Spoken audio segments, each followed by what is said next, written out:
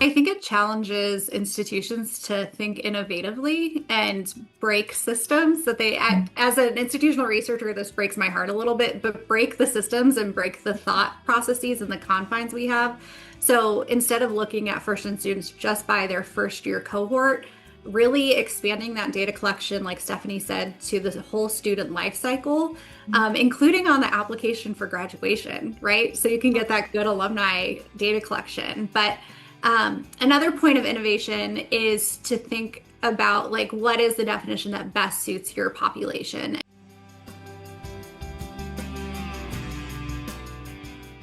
Welcome to Student Affairs Now, the online learning community for student affairs educators. I'm your host, Heather Shea. Today's conversation focuses on the role of data in understanding and supporting first-generation college students, especially at a time when national data collection efforts are shifting or disappearing altogether. We'll explore what kinds of data we should be collecting, how institutions are using or maybe not using that data, and how first-gen identity is both defined and understood in practice. We'll also explore how campus partnerships and national networks, like First-Gen Forward, are responding to this moment of uncertainty. Student Affairs Now is a premier podcast and learning community for thousands of us who work in, alongside, or adjacent to the field of higher education and student affairs. We hope you'll find these conversations make a contribution to the field and are restorative to the profession. We release our regular episodes every week on Wednesdays, and you can find us at studentaffairsnow.com on YouTube or anywhere you listen to podcasts. This episode is sponsored by First-Gen Forward. First-Gen Forward collaborates with higher education, philanthropy, business, government, and others to eliminate the completion gap and broaden post-college opportunities for first-generation students. As I mentioned, I am your host for today's episode, Heather Shea. My pronouns are she, her, and hers, and I am broadcasting from the ancestral, traditional, and contemporary lands of the Anishinaabe, Three Fires Confederacy of Ojibwe, Ottawa, and Potawatomi peoples.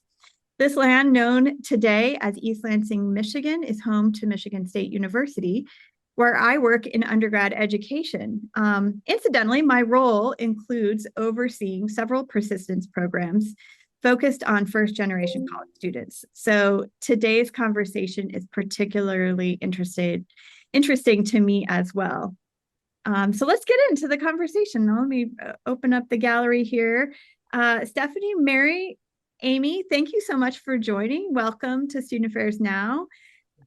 Before we get into the meat of our conversation, I'd love to have each of you introduce yourselves, who you are, what you do, and anything you'd like to share that connects you to our episode today.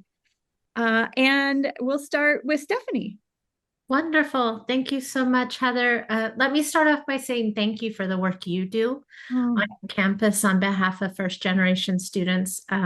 We know that that's critical, and we're so grateful for your partnership. My name is Stephanie Bannister. I use she, her pronouns. I have the honor of serving as the vice president for the First Gen Forward Network. And what that means is that I get to work with a community of practice of over 429 institutions across the country who are committed to scaling and sustaining supports for first generation students. And what we know is that that work cannot happen if we do not know who our students are and how to serve them. So this topic is obviously near and dear to my heart.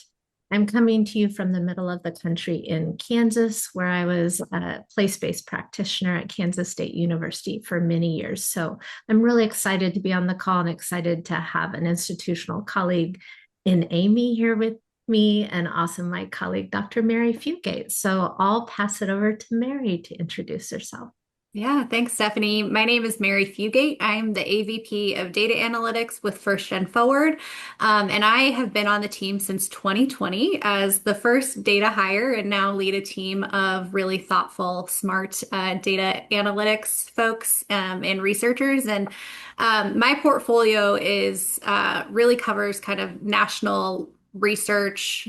We do fact sheets, landscape scans. We have updated research briefs that we're actively working on that are already starting to come out, as well as leading all of the network diagnostics for our institutions that Stephanie just mentioned. And so it's been really interesting and rewarding to see how the data landscape has changed even in just a 5-year period since I joined the team, and really excited to dive into this conversation today. So thanks for having us. Awesome. Thanks so much, Mary. Amy? Hi, yeah, thank you.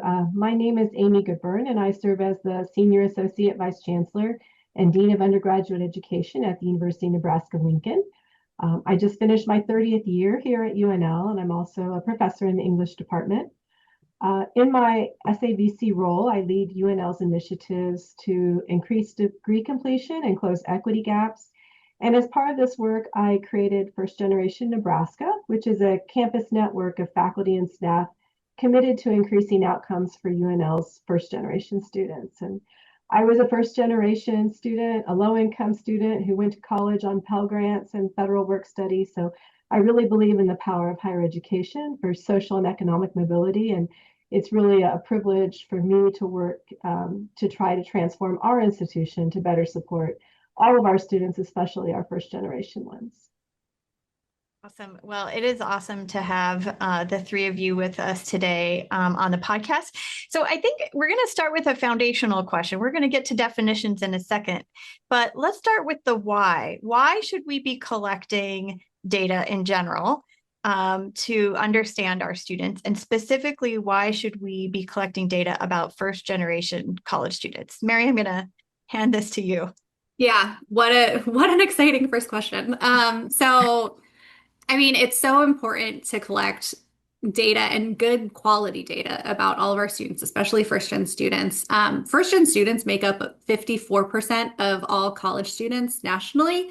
And so when we talk about this conversation in first-generation college students, we're not talking about a small group of students. We're talking about college students. And they exist at every institution.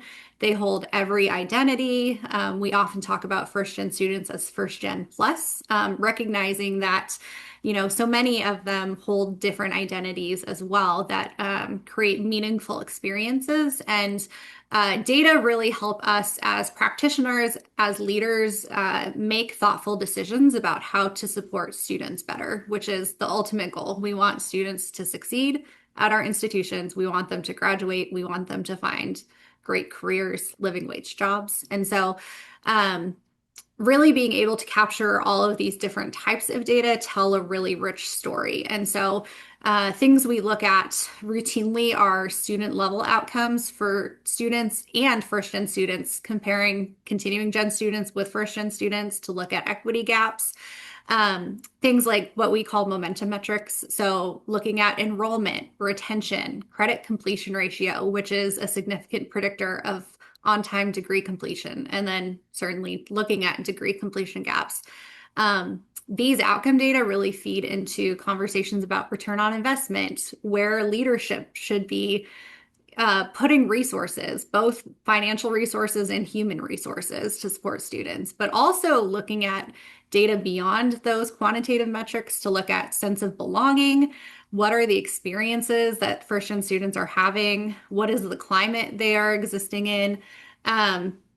Things like what is their satisfaction at our institutions and how can we better pivot to support the students while they're at our institutions?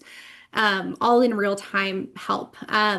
From a student affairs perspective, so for context, my background was in institutional research before I started this national work. And so I'm constantly thinking about the institution perspective, but student affairs has such a rich data set with student engagement data in particular, how students are becoming involved, how they're engaged in high impact practices, and all of these data really kind of weave together to tell a story about who students are, how they're experiencing the university in different and unique and beautiful ways, and how that is kind of connecting to the broader picture of their success. And then when I think about the data we're collecting, I also think about career outcomes and looking at those for first generation students. It's certainly a gap that many of our institutional partners are trying to fill in identifying these students. And we'll talk about definition here in a moment, but really starting to think about, even after degree completion, what types of jobs are students going into?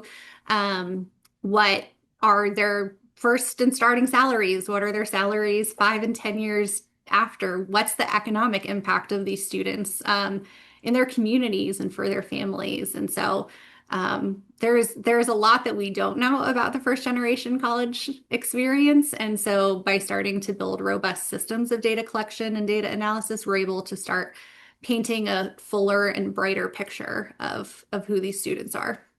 Awesome. I want to highlight one thing Mary said there at the end that I think is so powerful. That interest in the career piece with data for first generation students. And the reason why is because once you are first, you are always first.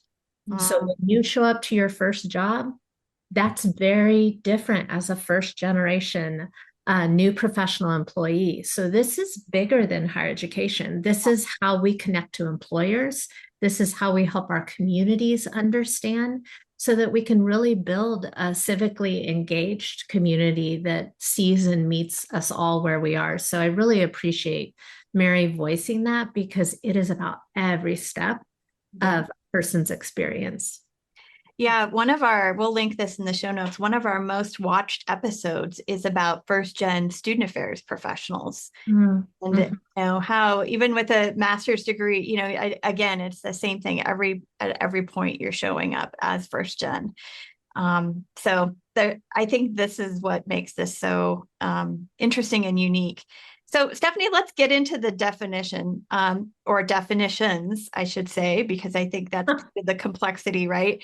And talk a bit about how the definition informs what data institutions might collect, and if this makes it difficult for, I imagine it makes it difficult for Mary and you all to figure out, like, how do you do this kind of institutional, like, landscape analysis? So tell us all the things about definitions and what we need to know. Yeah, I want to start with that statistic that Mary shared, that we know that 54% of students coming to us are first generation. We know that number is actually much higher. And that's because of the definition piece and the ways in which we gather that first gen student identifier. A definition shapes everything, right? If we are not asking who we are counting, then we don't know what the trends are. We don't know where we're allocating resources. And while most systems often use a definition where no parent completed a bachelor's degree, there's actually a multitude of definitions out there. And they're going to continue to evolve as we recognize students who come to us who may have no one in their network that attended university and may identify with their champion as someone other than a parent. So how are we capturing that first generation student? So they're complex because not everyone uses the same definition. We actually don't advocate that we all use the same definition. We advocate that your institution look at its own unique context where it's placed. It could vary if you're a 2-year or a 4-year. It could vary if you have a high international student population, right? But that you consider what your definition is, that you rally around a definition, that you make it visible, and that you think intentionally about where you ask that, and then how often there's an opportunity for a student when they realize they are first to update that information or to have advisors update that information, because we know a lot of times what will happen with students is on their application, they might not mark that they're first gen, but it could be in the classroom. It could be in an academic advising appointment that in the course of conversation, a student will be like, well, wait a minute, actually, no, I am first. And that changes how we meet them where they are. And it changes often the access to resources that could be available on that campus. So it's a complex problem to tackle. But in the work that we do, we start by asking, do you have a definition? If you don't, audit what you know and then move the conversation to forward to align on a definition and then to get clear on where you're asking that and where you're tracking that. Mm-hmm.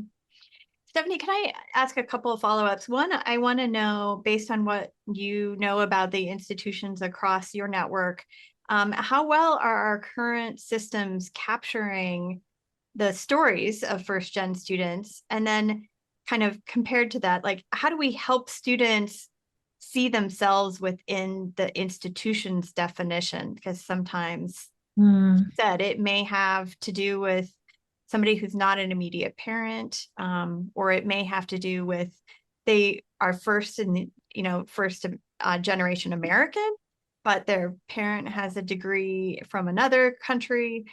So I'd love to hear, like, how are our current systems doing in this regard, and how do we help students see themselves? Yeah, I'll start off and then I would invite Mary and Amy to jump in because I think they're going to have observations on this question too. I would say overall, when we look back on the data we're collecting from network institutions, that we are increasing in the number of institutions that ask who is first gen. Now, access to that data across the institution is uneven. The ability for the data system to grow and follow the student is uneven. Those infrastructures, and there's a little bit of lag there. And that's where we see work happening is campuses interested in having leadership buy into understanding how we make data more accessible, how we use that data to drive setting priorities and moving work forward. So that's oftentimes where we see that happening. So I think we are seeing lots of improvement, but there's still lag because it's overwhelming to think about, well, we ask it on the application, but if we were to update it later, what does that mean to the integrity of our data? Who do we give access to update it? So it's a little bit more complicated there. But Mary and Amy, I'm curious if you had any insights as Heather asked that question. Yeah, I mean, I think it challenges institutions to think innovatively and break systems that as an institutional researcher, this breaks my heart a little bit, but break the systems and break the thought processes and the confines we have. So instead of looking at first-gen students just by their first year cohort, really expanding that data collection, like Stephanie said, to the whole student life cycle, including on the application for graduation, right? So you can get that good alumni data collection. But another point of innovation is to think about, like, what is the definition that best suits your population? And so I have, observed a lot of this innovation in the past several years where people used to be very tied to what is referenced as the federal definition, which I say in quotes because there's a lot of kind of conversation debate about this, but sometimes what we refer to as the TRIO definition of neither parent or guardian earned a four-year college degree. There's been a lot of innovation and people saying, well, yeah, we have TRIO programs, but this other definition of neither parent or guardian earned a college degree in the United States better fits our population. And so how can we kind of stand at both, still have the TRIO reporting that we need to have done, but then also be able to serve our student population? And so it does require us to stretch our thinking and stretch our willingness to respond to students. But I think that's what student affairs is so well positioned to do, is make those pivots and really be able to identify students and think differently than what we have, and breaking our traditional data thinking to really identify and support these students. Mm-hmm. Amy, do you want to jump in here? And then I have a specific question for you. How do you define at your campus?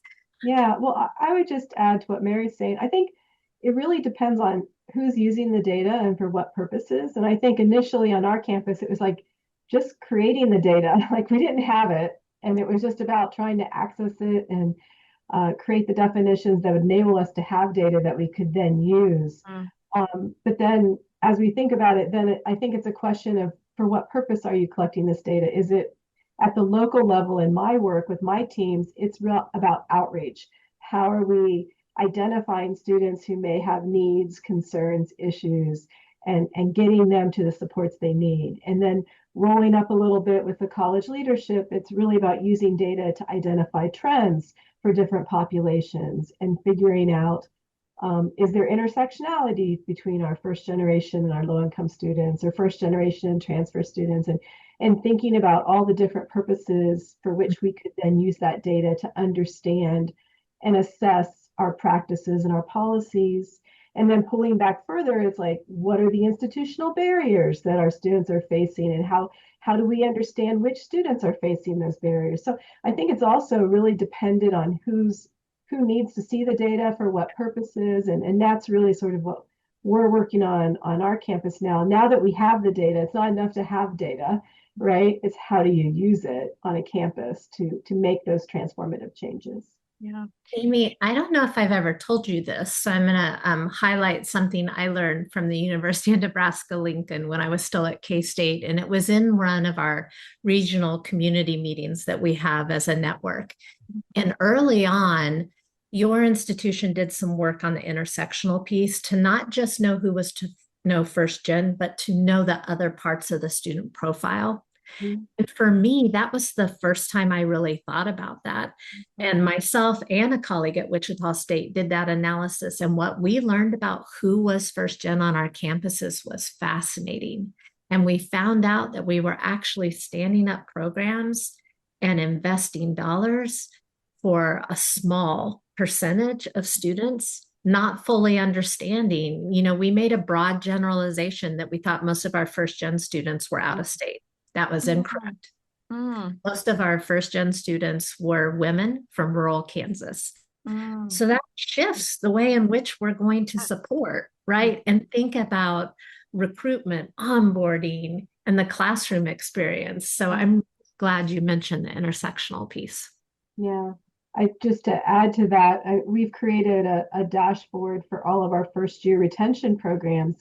And one of the tabs shows students who are in more than one program. Mm-hmm. Which is exactly, it's not just only about a small population, but where are we duplicating our efforts? And then who's not in any of those programs, right? So how do we leverage our resources, and how do we use data to really figure out how to touch for the biggest return on investment, and to make sure that all students are having some equitable access to the resources that they need to thrive. That's one of the most powerful use cases of data as well, to see, like, from the whole pie, what is the slice that you're serving, and then what is the rest of the pie that you're not serving, and really thinking, again, innovatively about how do you break out of your normal programs and systems to support those students who might not be showing up in the traditional ways. Yeah. Yeah, and it sounds like specifically at the University of Nebraska-Lincoln, it's really evolved over time, right, to better serve the needs of first-gen students. Maybe could you unpack just a little bit more, maybe where you started and then now where you are, and how that maybe plays differently across institutional levels. So, from your vantage point to like a student affairs practitioner, to the president, right? I mean, you could be talking about first gen from lots of different angles. For sure, yeah. Well, I've been in this role for 14 years, and I can say when I first came into the office, I had access to no data, or it was on PDFs, right? Flat files. Floppy disks. Oh my gosh, what a nightmare. You couldn't really find trends with intersectionality because they were each separately produced, and you had to do some hard math for that.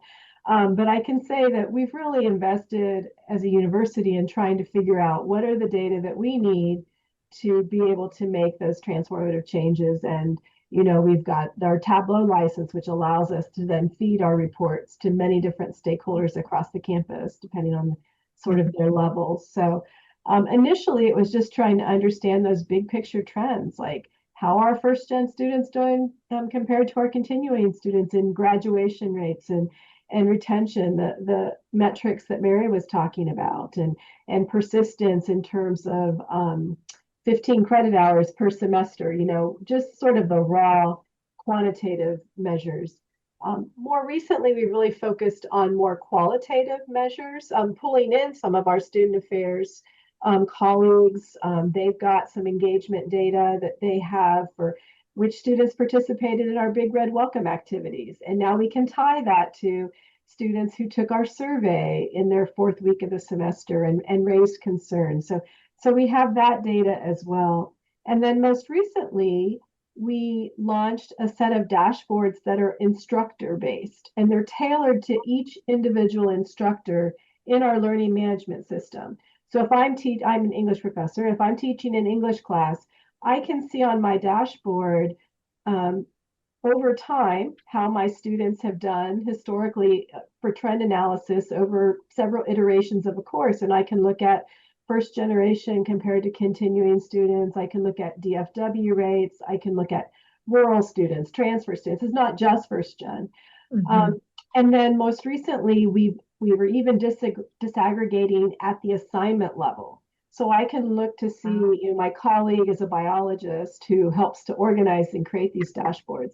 And he can see whether first generation students are performing successfully on exams, or in which exam, or discussion boards or projects, really trying to hone in on what are the effective practices in my classroom, and what are my assignments where I see variations, if there are any. And then thinking about that, reflecting on that. Why is that? Is it about academic preparation? Is it about prior knowledge? Is it about assumptions that I have an instructor that I'm not unpacking for students who don't have a college going history? So we're just sort of dipping our toes in that. We've launched it last fall, and we had a symposium where we introduced about 80 plus faculty to playing around with those dashboards. But every instructor now has access to their own data, so they can, if they're interested, inquire into how students are doing in their courses based on demographics. Wow.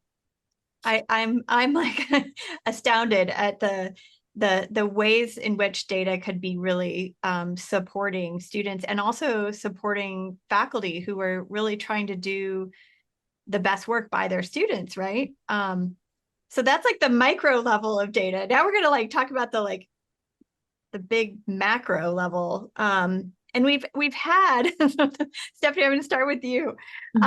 We've had the National Center for Education Statistics. It played a really vital role in shaping not only institutional policy, but national policy, and advocating and supporting student needs, arguing for programs like TRIO. So talk to me a little bit about why is that also aggregate, large national level data sets valuable? And then we'll go into the and now what kind of question. Not to oversimplify it, and I'm going to absolutely pass to Mary to share what she's hearing in real time as she is at conferences and working with partners across the country. But it creates visibility, and it allows us to embrace equity and making good on degree completion. Our sole existence as an organization is to eradicate the completion gap, which is a significant gap. That's a driver for our entire country, right? None of that work is possible without that data set, because you don't know who those students are. You haven't defined that population. And in doing that, it allowed us to see a gap. And that's a scary thing to see on paper, where we're not meeting the mark and where we do have room for improvement. But because we had that, it allowed us to do exactly what you said. We could inform policy. We could allocate funding in a different way. We could drive collective action. It leads to advocacy work. It's critical to have that set so that we can understand not only that moment, but dive deeper into other topics. We couldn't have learned what we learned about first generation students in COVID without the data that was there. What's going to happen after this moment when we need to look back and learn? And that's where I'm going to hand it off to Mary to talk a bit about what she has been hearing and discussing and seeing. Yeah, thanks, Stephanie. So, and I'll caveat this that we are recording on June 23rd, and this is a changing landscape on a near daily basis, sometimes hour by hour. So I'm speaking with what I know in this moment. But yeah, so the threats to the National Center for Education Statistics is very alarming to us because this is the only national source of first-gen data. Even when we think about iPads, which every institution that receives federal funding has to do, that doesn't even have questions about parental education or first-gen status. So we're really looking at the cohorted studies with the NCES to look at national data.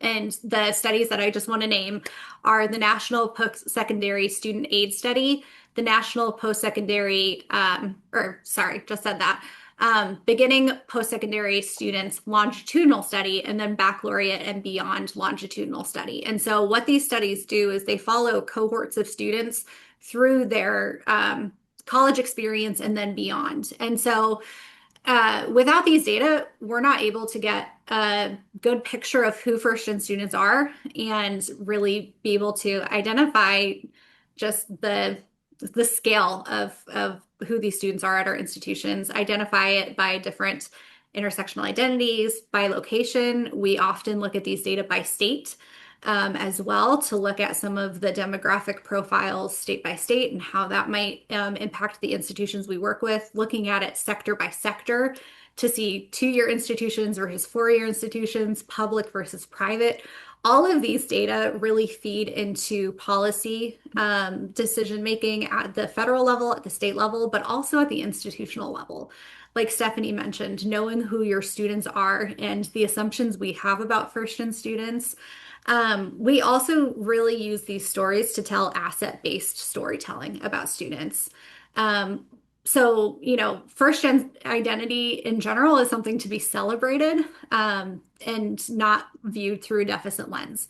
And so we're able to use these data to, one, identify barriers that students have in accessing and succeeding in post-secondary education.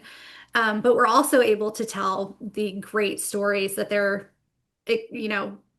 great stories that they have in college and beyond. A great example is we have a number of fact sheets that have been downloaded thousands of times, cited in research hundreds of times. And one of the series is on the career outcomes of first generation students 1 year and then 4 years after degree completion. And in these data, we're able to see the economic impact of their first, median salary is quite on par with continuing gen students. But then we're able to see some of the other economic impact data that will continue to create equity gaps in terms of long-term earnings. But a great asset-based story is that we see through these data, through these national data, that first-gen students are more likely to go into careers where they're civically engaged, working at nonprofits, working in the government. These are the students we want leading our country, leading our regions and special localities. But to be able to tell those stories in beautiful ways, to recognize first-gen students are so connected to their communities and are really driven and motivated by that community care aspect. Those are all stories that we can back with these national data. And so the threats to the data, are very alarming, just knowing that it's erasing what we know about a national population, about the majority of our college students, and then being able to think through the impacts long term of what is this going to mean for policy if we can't tell the stories from a national standpoint, and then also have comparison data between states as well, and be able to really drill down to the specialty populations that different folks are interested in their own work. I'm like, I know. take a deep breath. I know, right? I wanted, as Mary was describing that, I'm like, Amy, what would it be like for you in your role if you couldn't know what you know about students? Like, how would you do the work that you're doing on a daily basis? Can you imagine? Do you let yourself imagine? No. Me neither. Let's stay in that box.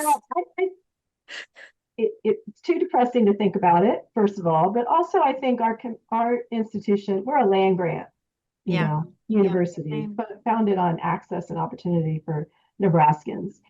So if we stopped asking who's first generation in our application, then we're limiting ourselves in terms of really fulfilling the promise of what our mission is.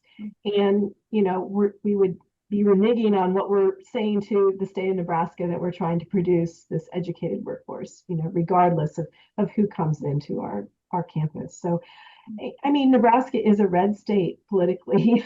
So when those first flurry of executive orders were issued, we did have lots of discussions about what can we collect, what can't we collect. But ultimately, we've pursued the same course. Even if the national data set changes, I think we'll continue at our campus level to focus on the populations that are central to our mission. And trying to understand and support them. Where it will limit us, I think, is in collaborations nationally with others, and that would be sad for me.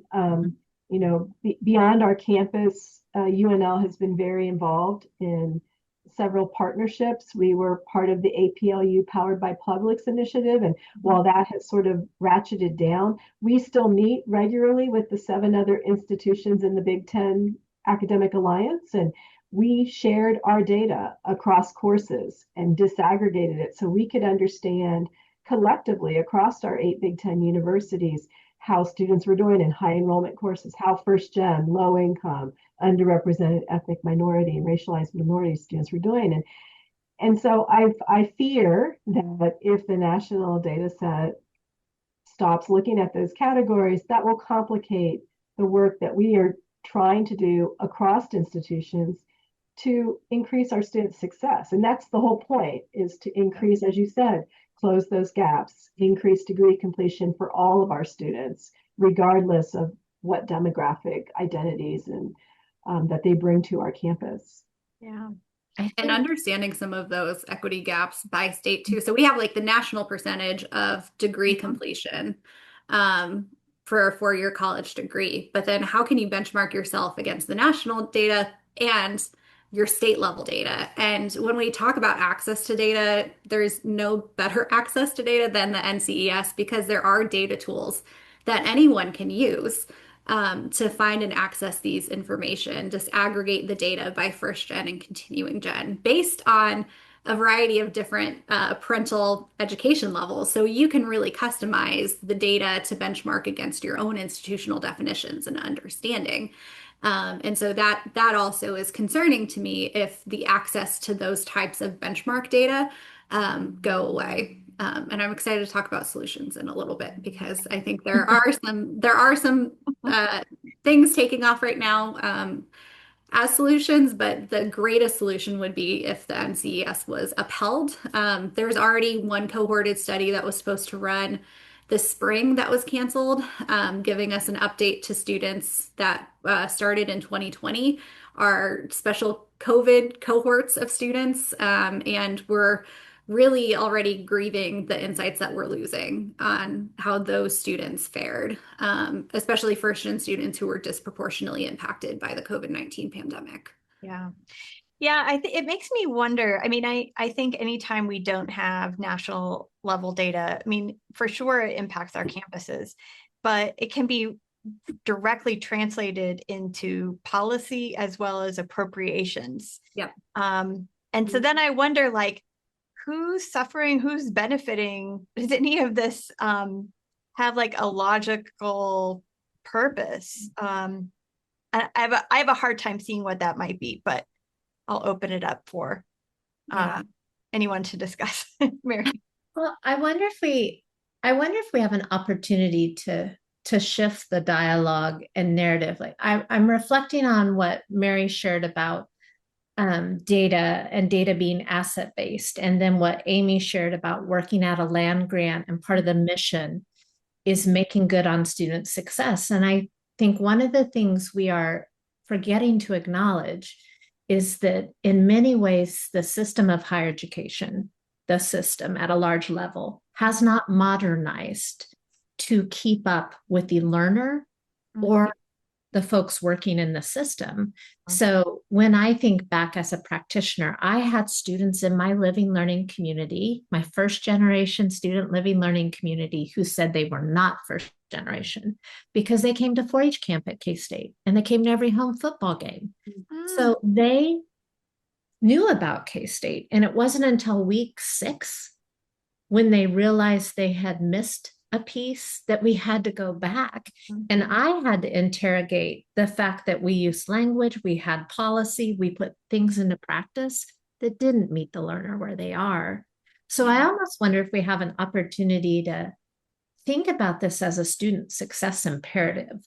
Like, what do we need to know to be able to facilitate learning and career attainment and economic vitality? And it is to know who is in the system. Yeah. And how to best support them. Yeah. Amy?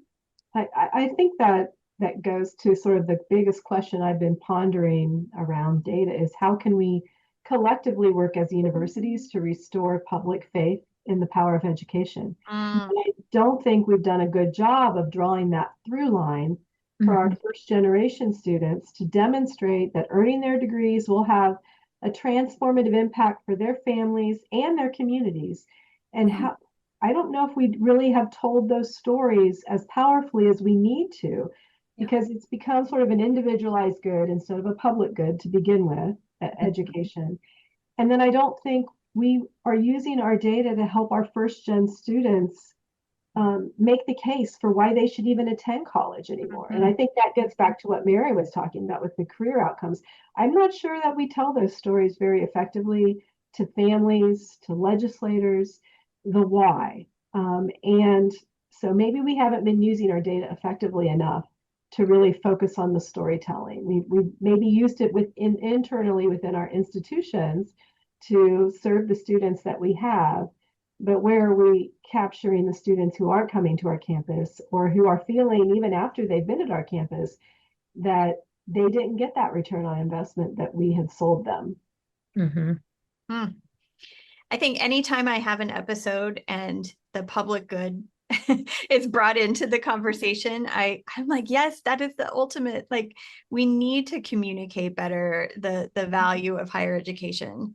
And I wonder, if this might be a moment where we can really capitalize on some of the losses, but identify what the values are. All right, so let's move towards the collective action, the advocacy, the transparency. Mary, do you want to kick us off of some things that the network has done to leverage this data and what is happening? Yeah, so knowing that, even when the NCES was fully staffed, fully funded, we were still lacking a lot of data through that. We partnered years ago with the National Center for Education Statistics, National Student Clearinghouse. All the acronyms are in my brain right now. They have a platform called the Post-Secondary Data Partnership, the PDP, that we leverage with many of our institutions, where institutions submit student level records to the PDP, and they're able to get dashboards about all of these different metrics that we've been talking about, including disaggregation by first gen and continuing gen. And so that's something that we have really leaned into as a solution for getting student level data that we and our institutional partners can disaggregate, get benchmarking data for against all the other institutions in the PDP. And, kind of more context history, the federal government banned a student level data collection in 2008, 2008-ish. There have been a lot of policies and movement in this since, but, that looking at student level outcomes are so important, and IPEDS looks at aggregated outcomes. So for us to be able to look at not only first gen and continuing gen students, but all of the intersectional identities, including by Pell status and by part-time, full-time status, all of these different student characteristics is really valuable in telling the story and also looking at return on investment. Return on investment is something that many of our institutional partners are actively working on and trying to do. And we actually have a storytelling symposium that Stephanie can talk a little bit more about. But um, yeah, so there's a lot of national conversation and like, what else can we stand up from a national level? Where, we really believe that the post-secondary data partnership is fulfilling what we need from a national level as well as an institutional level. But there's also a lot of advocacy work that can be done to continue to push national data systems to continue to stand up. And there's been progress in rehiring some NCES staff, movements toward restoring some of the systems. And so I think this will take time to redo what has been undone, but continuing to work on a national platform to advocate, calling your senators, letting them know the percent of first gen students in your state is huge because many senators and representatives might not know that information. And so I think there are a lot of ways that we can personally advocate as well in our own states. Stephanie, Amy, collaboration across institutions. What else are you seeing as positive ways of maintaining transparency and advocacy? Yeah, I can start and then pass it on to Amy. One of the things that I am so inspired by and encouraged in this moment is that this is a hard time to do this work on a college campus. Mm-hmm. It's a hard time to be a human. But when you are shepherding the success of students who often go unseen, it's just a rough space when everything flies in the face of that, right? Yeah. But we see collectively institutions continue to show up. They share best practice. They're willing to share what's working and what's not working. And for many years, I think higher ed was so competitive. But when it comes to first gen students in particular, you're not going to get a lot of people who don't want to rally around their own first gen story or elevating what is working. I just saw a blog post today on a course recovery project that one of our institutions is undertaking. And yes, while it's designed for a first gen student, it's going to benefit every student on that campus.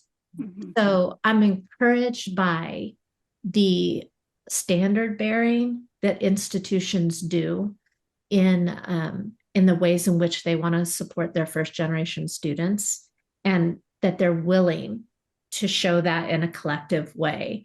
The other thing that I would highlight is they maintain a commitment to setting goals and to continuously improving.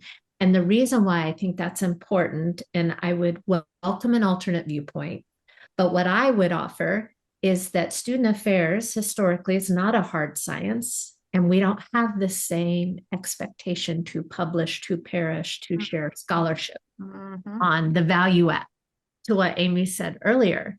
And in many ways now, student affairs has become student success. You'd consider that a new initiative within the last decade, if you will. Well, now is our moment to be documenting the return on investment, to share the data points that show why it makes a difference and why it is a value, and to get creative. I think we do have to come with some solutions that aren't on a quarter system or a 16-week system or online. We have to think about credentialing, certificates, and new ways of learning.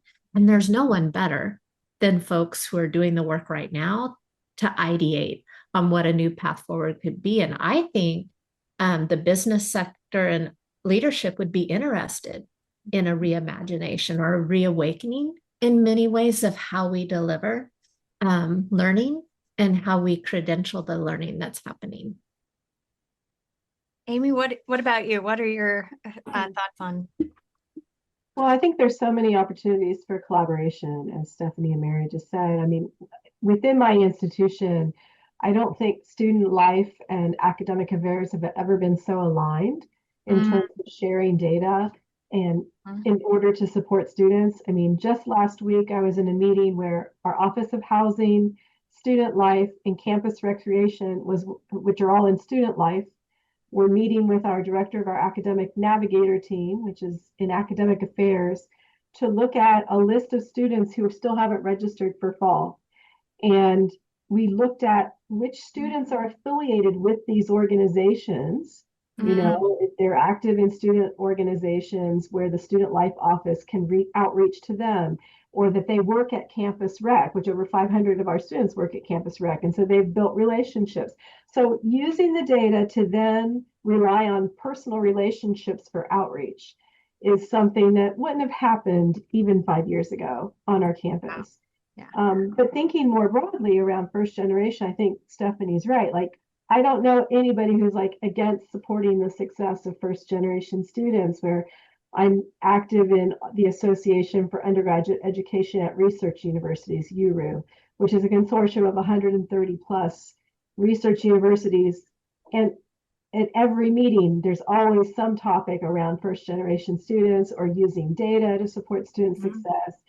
I'm part of the Big Ten network, that too. And of course, I'm really looking forward to Thursday and Friday's convening of the Champion Network for First Gen Forward to get in the room with colleagues and just brainstorming and sharing ideas. I think we're all very generative and collaborative because we know that collectively this is our mission and we work better together.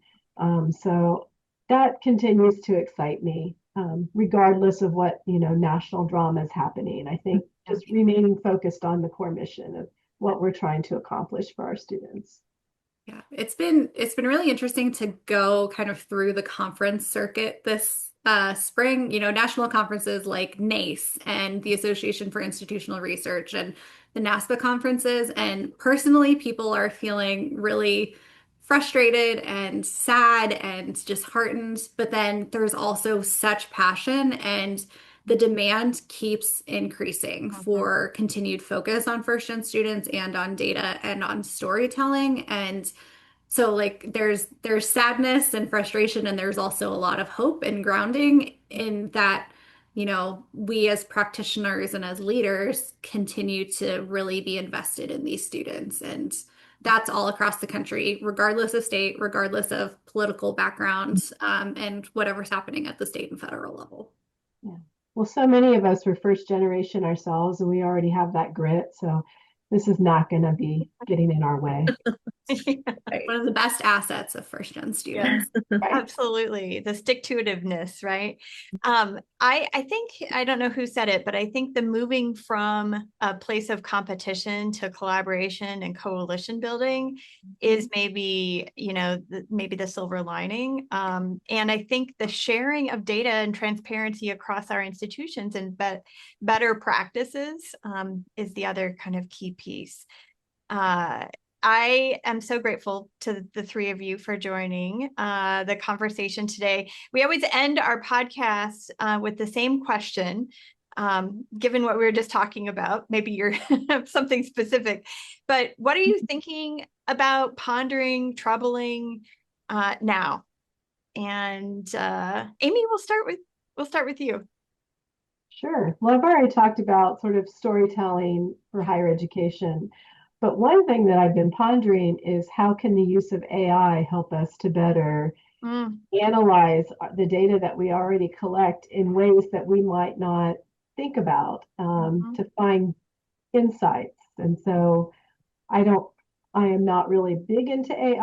I'm probably the least technologically sophisticated person on this call, but I am interested in thinking about what opportunities AI might lend to us in furthering our mission. Great. How about you, Mary? I am constantly thinking about the national data and specifically, how can we as researchers, how can we as mentors to the next generation of researchers really thoughtfully consider how to collect meaningful data.